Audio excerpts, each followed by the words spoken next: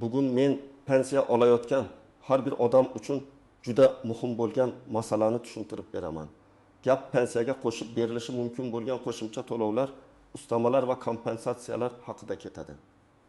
Ko'p pensionerlar bu pulni olishga haqli bo'lsa ham bilmagani uchun so'ramaydi, hujjat topshirmaydi. Natijada oyma-oy kamroq pensiya oladi. Eng achinarlisi, ba'zan odamlar bunday to'lov borligini yillar davomida bilmay yuradi.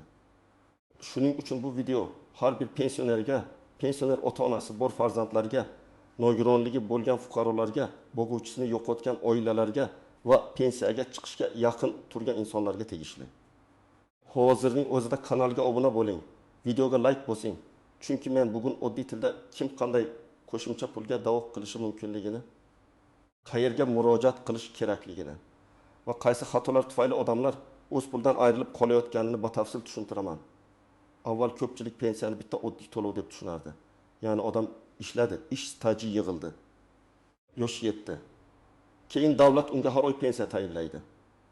Ko'pchilik uchun masala shu bilan tugagandek ko'rinadi. Pensioner bank kartasiga yoki naqd shaklda pulini oladi. Miqdor kam bo'lsa ham, demak menga shuncha chiqarkan deb yuraveradi. Lekin amalda pensiya faqat asosiy summa bilan cheklanib qolmaydi. Ayrim hollarda pensiyaga qo'shimcha ustama, parvarish puli, kompensatsiya, imtiyozli qo'shimcha, qaramog'ida bo'lgan shaxslar uchun to'lov yoki alohida toifadagi fuqarolar uchun oshirilgan miqdor qo'shilishi mumkin. Mana shu joyda asosiy muammo boshlanadi. Odamlar pensiya miqdorini tekshirtirmaydi, o'z toifasini aniqlamaydi, hujjatlarni yangilamaydi. Natijada ularga tegishli bo'lgan pul hisoblanmay qoladi. Oldin ko'p ishlar qog'oz hujjatlar orqali yuritilar edi. Mehnat daftarchasi, ish haqi ma'lumotnomalari, nogironlik hujjati. Farzandlar yoki qaramog'idagi shaxslar haqidagi ma'lumotlar alohida olib borilardi. Hujjatda bitta kamchilik bo'lsa, pensioner uni o'zi izlab topishi kerak edi. Hozir esa ko'plab ma'lumotlar elektron bazalar orqali tekshiriladi. Bu yaxshi tomoni.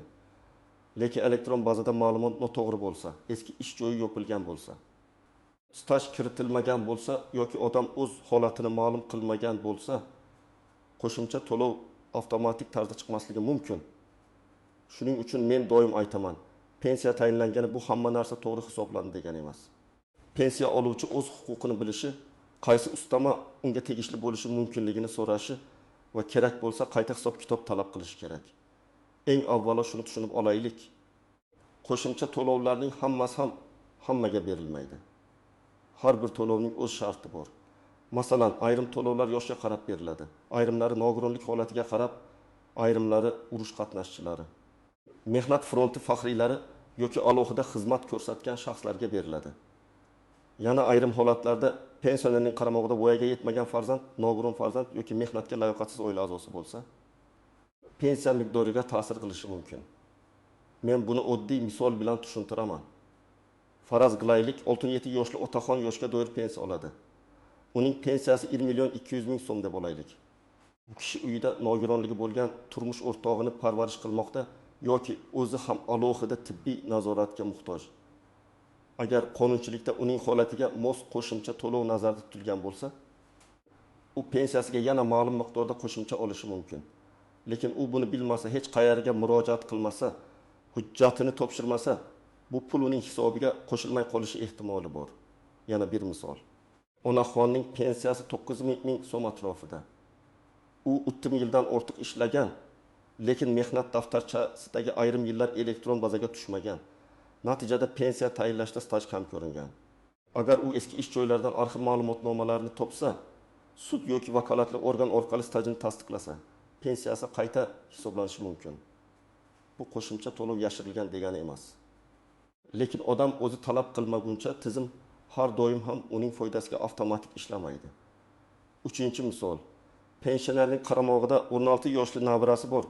Ota-onasi vafot etgan yoki aliment to'lamaydi. Bola amalda shu pensioner hisobidan yashaydi. Bunday vaziyatlarda boquvchisini yo'qotganlik, vasiylik, qaramog'idagi shaxs yoki ijtimoiy yordam masalalari alohida tekshirilishi kerak. Ko'p odamlar men oddiy pensiya olaman, boshqa narsa berilmaydi deb o'ylaydi. Aslida oiladagi holat, hujjatlar va bolaning maqomi bo'yicha qo'shimcha yordamga asos bo'lishi mumkin. Birinchi navbatda pensiyasi juda past chiqib qolgan pensionerlar o'z hisob kitobini tekshirtirishi kerak. Agar siz ko'p yil ishlagan bo'lsangiz, lekin pensiyangiz minimal darajaga yaqin bo'lsa, bu savol berishga arziydi. Balki ish haqi ma'lumotlari to'liq olinmagandir. Balki stajning bir qismi hisobga kirmagandir. Balki imtiyozli ish davri e'tibordan chetda qolgandir. Ikkinchi toifa nogironligi bo'lgan pensionerlar. Nogironlik guruhi tibbiy xulosa, parvarishga muhtojlik darajasi va boshqa hujjatlar pensiya miqdoriga yoki qo'shimcha to'lovlarga ta'sir qilishi mumkin. Ba'zan odamning nogironlik guruhi o'zgargan bo'ladi. Lekin pensiya organiga bu haqda aniq ma'lumot yetib bormagan bo'ladi. Ba'zan esa odam hujjatni yangilashni kechiktiradi. Natijada to'lov vaqtincha to'xtaydi yoki kamayadi. Uchinchi toifa yoshi katta. Ayniqsa takasini yoshga yaqinlashgan yoki takasini yoshdan oshgan fuqarolar. Ko'plab davlatlarda, jumladan bizda ham yoshi ulug' pensionerlar bo'yicha alohida ustamalar, parvarish yoki ijtimoiy qo'llab-quvvatlash mexanizmlari bo'lishi mumkin. Men bu yerda aniq raqamni hammaga bir xil deb ayta olmayman. Chunki to'lov turi va miqdori amaldagi qonun, prezident farmoni, hukumat qarori va insonning shaxsiy holatiga bog'liq. Lekin aynan shu yoshdagi insonlar o'z pensiyasini tekshirtirishi shart. 4-toifa zararli, og'ir yoki imtiyozli sharoitda ishlaganlar. Masalan, kon, kimyo, metallurgiya, tibbiyotning ayrim yo'nalishlari. Ta'limning ayrim lavozimlari, transport, harbiylashtirilgan xizmatlar yoki boshqa maxsus sharoitlar bo'lishi mumkin. Agar mehnat faoliyatingiz oddiy ofis ishi emas, balki qonunchilikda alohida hisoblanadigan ish bo'lgan bo'lsa, pensiyangizda bu aks etishi kerak. Aks etmagan bo'lsa, sababini so'rash kerak. 5-toifa boquvchisini yo'qotgan oilalar. Erdan, xotindan, ota-onasidan ayrilgan, voyaga yetmagan farzandlari bor. O'qiyotgan farzandi bor yoki mehnatga layoqatsiz oila a'zosi bor oilalarda pensiya va nafaqa masalasi alohida tartibda ko'riladi. Juda ko'p hollarda odamlar faqat dafn puli yoki bir martalik yordam haqida eshitadi. Lekin doimiy to'lovlar bo'yicha murojaat qilmaydi. Agar siz yaqinda pensiyaga chiqqan bo'lsangiz, barcha ish stajingiz elektron bazada to'liq ko'rsatilgan bo'lsa, ish haqi ma'lumotlaringiz to'g'ri olingan bo'lsa, nogironlik. Qaramog'idagi shaxs imtiyozli toifa yoki maxsus maqom bo'lmasa, katta ehtimol bilan sizga oddiy tartibda pensiya hisoblangan. Lekin men baribir kamida bir marta pensiya hisob kitob varaqasini ko'rishni maslahat beraman. Chunki xavotir olmasa bo'ladi degani, umuman tekshirmasa ham bo'ladi degani emas. Agar sizning pensiyangiz har yil indeksatsiya qilinganda oshib borayotgan bo'lsa, bank kartangizga tushayotgan summa qarorlarda ko'rsatilgan oshirishlarga mos bo'lsa, sizda yangi huquqiy holat paydo bo'lmagan bo'lsa, masalan, nogironlik belgilanmagan qaramog'ingizda yangi shaxs paydo bo'lmagan. Arxivdan yangi staj topilmagan bo'lsa, har oy idora yurishga hojat yo'q. Ammo yilda bir marta ma'lumotni tekshirtirish foydadan xoli emas. Endi eng muhim nozik jihatlarga o'tamiz. Birinchi noziklik shuki, qo'shimcha to'lovlar ko'pincha ariza asosida belgilanadi. Odam davlat o'zi biladi, o'zi qo'shadi deb o'ylaydi. Lekin har doim ham shunday emas. Ayrim ma'lumotlar bazada bo'lishi mumkin. Ayrimlari esa faqat siz hujjat olib borganingizdan keyin hisobga olinadi. Masalan, eski ish staji, sobiq korxona ma'lumotnomasi, sud qarori, vasiylik hujjati, tibbiy komissiya xulosasi, nikoh yoki o'lim guvohnomasi kabi hujjatlar kerak bo'lishi mumkin. Ikkinchi noziklik, to'lov hamma vaqt orqaga qarab to'liq berilavermaydi. Ya'ni siz 5 yil oldin qo'shimcha ustamaga haqli bo'lgan bo'lishingiz mumkin. Lekin ariza bugun berilsa, to'lov qaysi kundan boshlab hisoblanishi qonundagi tartibga bog'liq. Ba'zi hollarda murojaat qilingan kundan, ba'zi hollarda huquq paydo bo'lgan kundan, ba'zi hollarda cheklangan muddat uchun qayta hisoblanadi. Shuning uchun kechiktirmaslik kerak. 3-noziklik, og'zaki javob bilan cheklanmaslik kerak. Pensioni idoraga boradi. Deraza o'rtidagi xodim sizga qo'shimcha chiqmaydi deydi. Odam qaytib ketadi. Men bunday qilmaslikni maslahat beraman. Agar sizda asos bo'lsa, yozma ariza bering. Arizangiz ro'yxatdan o'tsin, javob ham yozma bo'lsin. Yozma javob bo'lsa, siz uni yuqori tashkilotga yoki sudga shikoyat qilish imkoniga ega bo'lasiz. 4-noziklik, pensiya miqdoridagi farq har doim katta ko'rinmasligi mumkin. Masalan, oyga necha ming so'm, 20 ming so'm yoki 200 ming so'm qo'shimcha bo'lishi mumkin. Kimdir bu katta pul emas deydi. Lekin bir yilda bu milliondan 2 million 400 ming so'mgacha bo'ladi. 3 yilda esa bu ancha sezilarli summa. Pensioner uchun dori darmon, kommunal to'lov, oziq-ovqat, yo'l xarajati hisobga olinsa, har bir qo'shimcha so'm muhim. 5-noziklik hujjatlardagi ism familiya farqlari. Eski mehnat daftarchasida ism bir xil yozilgan, pasportda boshqacha yozilgan, nikohdan keyin familiya o'zgargan, tug'ilgan sana bir joyda xato kiritilgan bo'lishi mumkin. Bunday kichik xatolar pensiya hisobida katta muammo tug'diradi. Agar arxiv ma'lumotnomasi sizga tegishli ekanini isbotlash qiyin bo'lsa, qo'shimcha staj hisobga olinmay qolishi mumkin. Bunday vaziyatda dalillarni yig'ish, guvohlar sud orqali faktni belgilash masalasi paydo bo'ladi. 6-noziklik ishlayotgan pensionerlar masalasi. Ayrim to'lovlar ishlash yoki ishlamaslik holatiga bog'liq bo'lishi mumkin. Ba'zi ustamalar saqlanadi, ba'zilari esa boshqa tartibda hisoblanadi. Shuning uchun pensioner ishlayotgan bo'lsa, rasmiy ish haqi, soliq to'lovlari, mehnat shartnomasi va pensiya qayta hisoblanishi masalasini alohida tekshirtirish kerak. Ayniqsa pensiyaga chiqqandan keyin yana bir necha yil ishlagan odamlar qo'shimcha staj yoki badallar hisobidan qayta hisob kitob qilish imkoniyatini so'rash kerak. Men ko'p uchratadigan birinchi vaziyat, odam 25 yil emas, aslida 35 yil ishlagan bo'ladi. Lekin 10 yil ishlagan korxonasi yopilgan, hujjatlar arxivga topshirilmagan yoki odam arxiv qayerda ekanini bilmaydi. Pensiya tayinlashda faqat mavjud hujjatlar olinadi. Natijada pensiya kam chiqadi. Bu holatda odam meni aldashdi deb o'ylashi mumkin. Lekin muammoning ildizi hujjat tasdiqlanmaganida. Yechim esa arxivni topish, tuman yoki viloyat arxiviga so'rov berish, sobiq korxonaning huquqiy vorisini aniqlash, zarur bo'lsa sudga murojaat qilish. Ikkinchi vaziyat, pensioner nogironlik guruhi olgan, lekin pensiya organiga hujjat topshirmagan. U o'ylaydi, tibbiy komissiya berdi, demak hamma joy biladi. Elektron almashinuv bo'lishi mumkin, lekin xatolik ham bo'lishi mumkin. Shuning uchun tibbiy xulosa olingandan keyin pensiya bo'limiga borib, bu holat pensiyaga ta'sir qiladimi? Qanday qo'shimcha to'lov belgilanadi? Qaysi sanadan hisoblanadi? degan savollarni yozma tartibda berish kerak. 3-vaziyat. Onaxon turmush o'rtog'i vafot etganidan keyin faqat o'z pensiyasini olib yuradi. Lekin ba'zi hollarda ering pensiyasi yoki boquvchisini yo'qotganlik bo'yicha boshqa variantlarni solishtirish mumkin bo'ladi. Bu degani har doim erining pensiyasiga o'tish foydali degani emas. Har bir holatda hisob kitob qilinadi. Ba'zan o'z pensiyasi yuqori bo'ladi. Ba'zan boquvchisini yo'qotganlik asosidagi to'lov foydaliroq bo'lishi mumkin. Shuning uchun solishtirma hisob kitob so'rash kerak. 4-vaziyat. Pensioner qishloqda yashaydi. Idoraga borishga qiynaladi. Farzandlari esa baribir hech narsa chiqmaydi deb o'ylaydi. Natijada yillar o'tadi. Men bunday o'ylarlarga aytaman. Hech bo'lmasa bir marta hujjatlarni tartibga soling.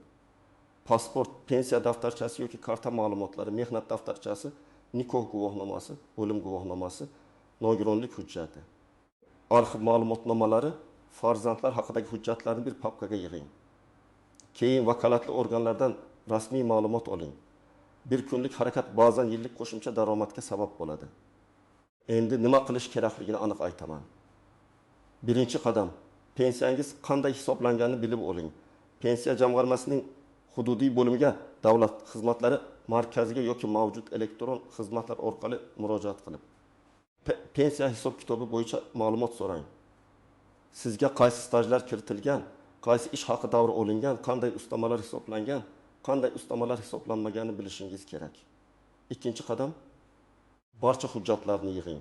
Pasport yoki ID karta, pensiya hujjati, mehnat daftarchasi, ish haqi ma'lumotnomalari, arxiv ma'lumotnomalari, harbiy xizmatga oid hujjatlar, diplom yoki o'qish davri tegishli bo'lsa o'qish hujjatlari, nikoh va ajrim hujjatlari, o'lim guvohnomasi, nogironlik bo'yicha tibbiy xulosa, vasiylik yoki homiylik hujjatlari, qaramog'ingizdagi shaxslar haqidagi ma'lumotlarni tayyorlang. 3-qadam, savolni og'zaki emas, yozma bering. Arizada shunday mazmunda yozish mumkin.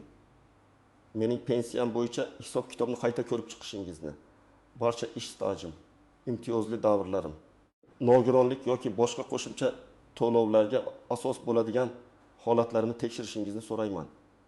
Arizaga hujjatlar nusxasini ilova qiling. Ariza qabul qilingan sanani, ro'yxat raqamini saqlab qo'ying. 4-qadam, yozma javobni kuting. Agar javobda qo'shimcha to'lov belgilanmaydi deyilsa, sababini diqqat bilan o'qing. Sabab aniq yozilishi kerak. Qaysi qonun yoki qaror asosida rad etildi? Qaysi hujjat yetishmayapti? Qaysi shart bajarilmagan? Agar javob umumiy bo'lsa, qayta aniqlashtirish so'rashingiz mumkin. 5-qadam, rad javobiga rozi bo'lmasangiz, yuqori tashkilotga shikoyat qiling. Pensiya jamg'armasining yuqori hududiy organi, vazirlik tizimidagi murojaat kanallari, davlat xizmatlari orqali shikoyat yo'llash imkoniyatlari bor. Agar masala hujjatdagi faktni tasdiqlashga borib taqalsa, sudga murojaat qilish ham mumkin. Masalan, ish stajini tasdiqlash, hujjatdagi ism, familiya farqini aniqlash yoki yuridik faktni belgilash sud orqali hal qilinishi mumkin. 6-qadam, har bir o'zgarishni vaqtida xabar qiling. Nogironlik guruhi o'zgarsa, qaramog'ingizda shaxs paydo bo'lsa yoki aksincha qaramog'ingizdan chiqsa, ishlashni boshlasangiz yoki ishdan bo'shasangiz, yashash joyingiz o'zgarsa, bu holatlar pensiya va qo'shimcha to'lovlarga ta'sir qilishi mumkin. Keyin nega to'lov to'xtadi yoki nega qarzdorlik chiqdi deb hayron qolmaslik uchun ma'lumotlarni vaqtida yangilab boring. 7-qadam, farzandlar ota-onasining pensiyasini tekshirishda yordam bersin. Keksalar ko'pincha idoraga borishga, navbatda turishga, hujjat so'rashga qiynaladi. Farzandlar esa bu masalani kechiktiradi. Men buni noto'g'ri deb bilaman. Ota-onangizning pensiya hujjatlarini bir marta ko'rib chiqing. Qancha staj kiritilganini, qanday ustama borligini, taqdim yoshdan keyin yoki nogironlik holatida qo'shimcha imkoniyatlar bor yo'qligini so'rang. Bu huquqiy savodxonlik eng muhimi ota-onaning haqqini himoya qilishdir. Birinchi navbatda men sizga qo'shimcha pensiya chiqarib beraman, oldindan pul bering deydigan odamlardan ehtiyot bo'ling. Pensiya masalalari rasmiy organlar orqali hal qilinadi. Hujjat tayyorlashda yurist yordam berishi mumkin. Lekin hech kim sizga noqonuniy yo'l bilan pensiya oshirib berishga haqli emas. Agar kimdir tanishim bor deb pul so'rasa, bu xavfli. Ikkinchidan, hujjatlarning asl nusxasini begona odamga berib yubormang. Nusxa kerak bo'lsa, nusxa topshiring. Asl hujjat ko'rsatiladi, lekin nazoratsiz qoldirilmaydi. Ayniqsa pasport, bank kartasi, PIN kod, SMS kodlarini hech kimga bermang. Uchinchidan, internetdagi har bir xabarga ishonmang. Hamma pensionerlarga falon miqdorda qo'shimcha pul beriladi degan xabarlar ko'p tarqaladi. Aslida esa to'lov ma'lum toifaga, ma'lum shart bilan berilishi mumkin. Har bir xabarni rasmiy manba orqali tekshiring. Qonunchilik bazasi, hukumat qarorlari, pensiya jamg'armasi yoki davlat xizmatlari ma'lumotlari orqali aniqlang. 4-dan, muddatlarni o'tkazib yubormang. Ariza, shikoyat, sudga murojaat, hujjatni tiklash kabi ishlarning o'z tartibi va muddati bo'lishi mumkin. Siz qancha tez harakat qilsangiz, o'z huquqingizni tiklash imkoniyati shuncha yuqori bo'ladi. Bugun men sizga eng muhim fikrni yetkazmoqchiman. Pensiya miqdori tayinlandi degani, u albatta oxirgi va mutlaqo to'g'ri hisoblangan degani emas. Pensiya qo'shimcha to'lov, ustama, kompensatsiya yoki qayta hisob-kitobga haqli bo'lishi mumkin. Buning uchun o'z holatini tekshirtirish, hujjatlarni yig'ish, yozma ariza berish va javobni talab qilish kerak. Ayniqsa pensiyasi past bo'lganlar, nogironligi borlar, mekin yoshga yaqin yoki undan oshganlar, qaramog'ida mehnatga layoqatsiz shaxs bo'lganlar, o'quvchisini yo'qotgan oilalar, zararli yoki imtiyozli sharoitda ishlaganlar bu masalani albatta tekshirtirsin. Bugun bir savol berish ertaga pensiyangizga qo'shimcha pul qo'shilishiga sabab bo'lishi mumkin. Sizningcha pensionerlarga bunday qo'shimcha to'lovlar haqida yetarlicha tushuntirish berilyaptimi yoki odamlar o'z haqqini bilmay yuribdimi? Fikringizni izohlarda yozib qoldiring. Videoga like bosing, kanalga obuna bo'ling va bu videoni pensioner ota-onasi, buvisi, bobosi yoki yaqinlari bor odamlarga yuboring. Chunki bu ma'lumot kimningdir har oy oladigan pensiyasiga bevosita ta'sir qilishi mumkin.